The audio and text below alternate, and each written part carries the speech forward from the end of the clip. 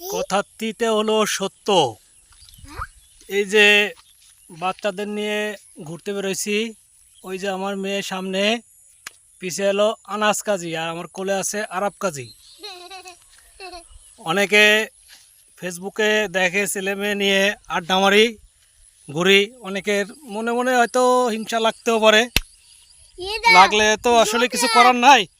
এই দুনিয়া তো অল্প দিনের জন্য দুনিয়া।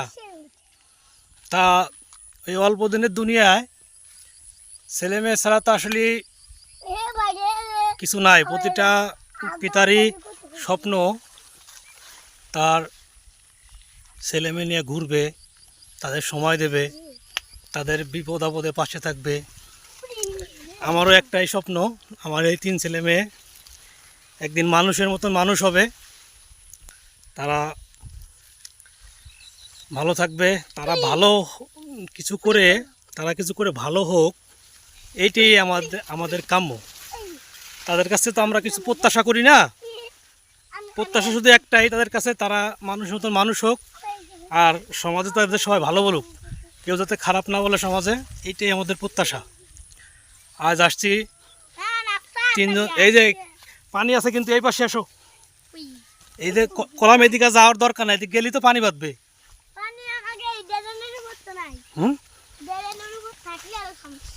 দেখি ড্রেনের পানি আছে নাকি আগে দেখে নই। এই যারা আমরা ভিডিও করতেছি এখন, সব সময় তো আমরা বাইক নিয়ে ঘুরি, আজকে আমরা হাইটে ঘুরতে আসছি পাটের কাছে।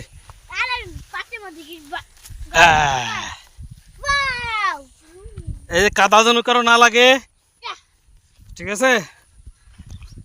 দাঁড়াও তো, বসো বসো, তোমরাও বসো, তোমরাও বসো। তুমি সামনে বসো, দুইজন দুই পাশে বসো। তোমাদেরকে দেখা যাচ্ছে? কো দেখা যাচ্ছে? আনাস দেখা যাবে কো?